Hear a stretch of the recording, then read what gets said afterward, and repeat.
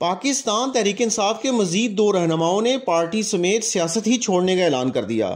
سابق deputy speaker Punjab assembly Wasiq قیوم عباسی اور ٹیکسلا سے سابق صوبائی اسمبلی ملک تیمور مسعود نے سوشل میڈیا پر سیاست چھوڑنے کا اعلان کیا ہے۔ واسق قیوم عباسی نے اپنے بیان میں کہا کہ میرے سیاسی کیریئر کا مقصد عوام کی خدمت کرنا تھا، لیکن اب ریاست اور اس کے اداروں کے ساتھ محاذ آرائی کا بوجھ اٹھانا ناقابل برداشت ہے۔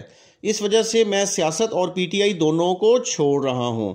انہوں نے کہا کہ میں ریاستی اداروں کے خلاف تمام پرتشدد کارروائیوں اور پی ٹی آئی کی طرف سے پوری قوم کو گمراہ کرنے والے بیانیے کی نفی کرتا ہوں۔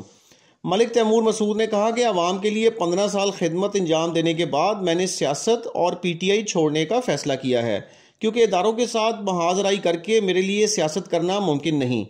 سابق صوبائی اسمبلی کا کہنا تھا کہ میں ریاستی اداروں کے خلاف تمام پرتشدد کارروائیوں کی مذمت کرتا ہوں۔ علاوہ ازیں 190 ملین پاؤنڈز کرپشن کیس میں عمران خان کے شریک مفرور ملزمان کو اشتہاری قرار دینے کی کارروائی شروع کر دی گئی۔ بانی چیئرمین پی ٹی آئی اور سابق وزیراعظم عمران خان کے خلاف 190 ملین پاؤنڈ کرپشن کیس میں ان کے شریک مفرور ملزمان مرزا شہزاد اکبر، ضیاء المصطفیٰ، زلفی بخاری، فرح گوگی سمیت دیگر کو اشتہاری قرار دینے کی کارروائی شروع کر دی گئی ہے۔ ایک رپورٹ کے مطابق مفرور ملزمان جان بوجھ کر ناقابل ضمانت وارنٹ گرفتاری کی تعمیل نہیں ہونے دے رہے۔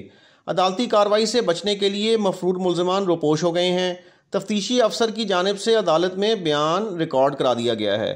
عدالت نے ضابطۂ فوجداری کی دفعہ 87 کی کارروائی کا آغاز کرتے ہوئے مفرور ملزمان کے اشتہار جاری کرنے اور ملزمان کے گھروں کے باہر اشتہارات چسپاں کرنے کی ہدایات جاری کر دیں۔